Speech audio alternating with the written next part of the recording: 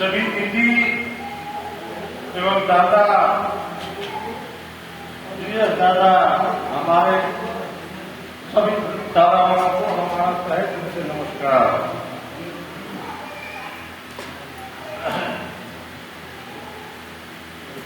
मुझे पता नहीं मैं भक्त हूं या नहीं, लेकिन भक्ति के ऊपर ही मैं दो शब्द जो मुझे कहने आएगा उसको कहने का प्रयास करूंगा, क्योंकि मैं भाषण पर नहीं देता हूं। बाबा, भक्ति क्या है? भक्ति भगवान की सेवा है। अब प्रश्न उठता है कि भक्ति है तो भगवान की सेवा हम कैसे करेंगे? भगवान तो साक्षात दिखाई नहीं दे रहे हैं, और भगवान साक्षात भी शरीर में आ जाए और कहे मैं भगवान हूं, मेरा पूजा करो, तभी मेरा मन ग्रहण नहीं करेगा। तो भगवान की सेवा हम कैसे करेंगे? तो भगवान की सेवा ये सारी सृष्टि भगवान में ही है। अखंड मंडलाकार हम बोलते हैं। ये विश्व ब्रह्मांड में परम पुरुष अपने को व्यक्त किए हुए हैं, जैसे सूर्य जहां है और उसकी किरणें हमारे सारे संसार में व्याप्त हैं। तो हम किरणों को पकड़ेंगे तो हम सूर्य को नहीं पकड़ पाएंगे, और सूर्य को पकड़ लेंगे तो सारा किरणें हमारे मन के भीतर आ जाएंगे। तो भगवान की सेवा करने के लिए क्या है? बाबा बोले हैं कि देखो जी, परंतु की जबरन सेवा करने के लिए, मान लीजिए हम किसी की सेवा करने के लिए कर रहे हैं, दादा का पैर दबाने के लिए कर रहे हैं, दादा पैर हटा लेंगे कि नहीं मैं सेवा नहीं दूंगा।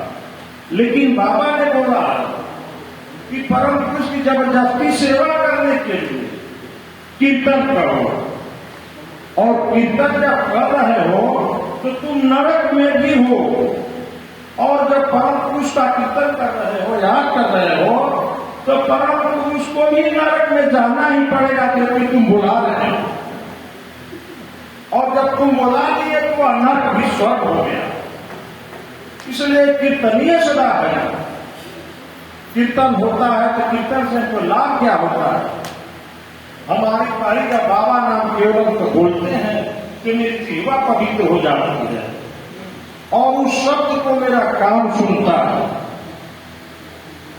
और मन को हम परम पुरुष के बिंदु पर लगा देते हैं। तो जब परम पुरुष के बिंदु पर लगा देते हैं, अपने इष्ट चक्र पर मन को बैठा देते हैं, तो जब हम कीर्तन उच्चारण करते हैं तो उस समय हम परम पुरुष के प्यारे संतान हैं, तो हमारे पिता हैं, हमको बनाए हैं। जब हम उनको बाबा नाम केवलम बोलते हैं तो बाबा भी हमारे लिए बाबा नाम केवलम बोलते हैं। दोनों का आदान प्रदान होता है। तो इसलिए कीर्तनी सजा है। हरि का कीर्तन हम सोते जागते उच्चारण करने, बाबा बाबा कहने में कोई हमको कुछ नहीं लगता है। इसलिए कीर्तन करने के लिए हमको मन धन से जहां भी है, बाबा बोले आधा मिनट का भी समय तुमको मिल रहा है तो कीर्तन उच्चारण कर लो या साथ में बैठ जाओ। और बैठोगे, 4 आदमी बैठोगे तो इधर उधर की बातें करोगे, गपशप करोगे, लेकिन तुम अपने अमूल्य समय को बर्बाद मत करो। तुम आए हो, लाए गए हो, तुम आए नहीं हो, तुम लाए गए हो। इतने लोग हैं, इतने दूर दूर से लोग आए हैं, अपने समय अमूल्य समय का त्याग करके आए हैं, कोई बेकार नहीं है। लेकिन भगवान के प्रति भक्ति है तो समय का त्याग करके हमारा पूरा परिवार भी आया है और सारे लोग आए हुए हैं। तो इस तरह से सेवा, साधना और त्याग तो यह मुक्त रूप ले लिया, और सेवा भी कीर्तन 24 घंटे का हुआ है। तो परमात्मा की सेवा हो गया कीर्तन से, और त्याग हम त्याग करके ही आए हैं। तो सेवा, साधना और त्याग साधना है आत्मोक्षात्म जगत हिताय। अपनी आत्मा की मुक्ति के लिए हम साधना करते हैं, और जगत हमारा भाई है, सारी सृष्टि हमारी भाई है। नव्य मानवता बाप बाबा ने दिया है कि सभी से प्रेम करोगे। स्नान करके जा रहे हो तो 1 लोटा जल पेड़ में डाल दो और 1 लोटा पानी छत पर रख दो, चिड़ै चुनमुन पानी पिएंगे, उनका सेवा होगा। तो इस तरह से मनुष्य अपने जीवन में उतारे, साधना करे, कीर्तन करे और सबको समान भाव से देखे। यही हमारा प्रयास है और सबके विनय और प्रार्थना है। साधना करें, सेवा करें और परम पुरुष की बहुत बड़ी कृपा से हम लोग को ये साधना मिली है। नहीं, बहुत लोग इस संसार में है, बहुत से गुरु आ रहे हैं, बहुत से ये समाज में व्याप्त है, लेकिन महासंभूति बाबा बोले हैं कि देखो जी, तुम लोग हरि परिमंडल गोष्ठी के सदस्य हो। सभी लोग हरि परिमंडल की गोष्ठी के सदस्य नहीं है, इसलिए तुम भाग्यवान हो, मनुष्य का शरीर पाए हो, इसे सार्थक करो। बाबा बोले हैं कि देखो जी, एक बार की कहानी है। बीरभूम में, वर्तमान जिले के बीरभूम में मीटिंग चल रही थी। एक हाल में कुछ ही साधक थे। बाबा ने बोला, देखो जी, तुम लोग जो ये आए हो, इसके पीछे बहुत बड़ा रहस्य है। इसके पीछे कारण है कि तुम लोग जब परम पुरुष पृथ्वी पर आते हैं, सदाशिव आए, कृष्ण आए, तो सब समय तुम लोग थे परम पुरुष के साथ। और इस समय भी एक गांव में 10 साधक है, लेकिन क्यों 2 ही आया, आज तो नहीं आया। तो इसके पीछे ही कारण है कि परम पुरुष से जिसकी जितनी मोहब्बत होगी, उसको परम पुरुष अपने पास खींच लेंगे। इसी को बोलते हैं केंद्रा डूबा शक्ति। हम केंद्रा डूबा शक्ति में रहेंगे और परम पुरुष से मोहब्बत नहीं है तो परम पुरुष से बाहर नहीं जा सकते हैं, लेकिन हम परम पुरुष से दूर जरूर रहेंगे कि केंद्रा क्रिया शक्ति के द्वारा हम परम पुरुष से बहुत दूर चले जाएंगे।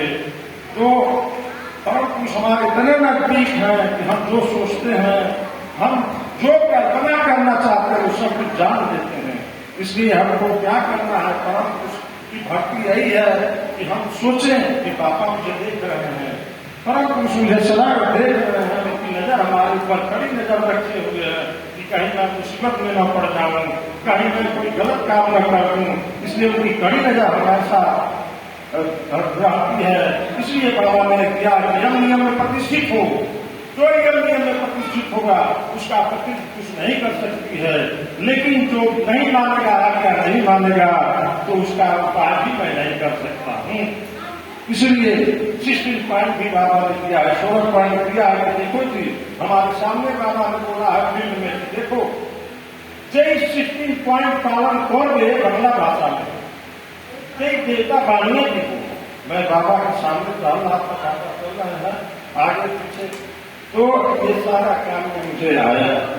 तो बाबा की बाणी है, आगे नहीं बढ़ाऊंगा, प्रति भोजन का भी समय हो गया है। तो परम पुरुष की तमाम भगवान सब समाज में पैदा हुए हैं, लेकिन हमको जानना है कौन महासंभूति है।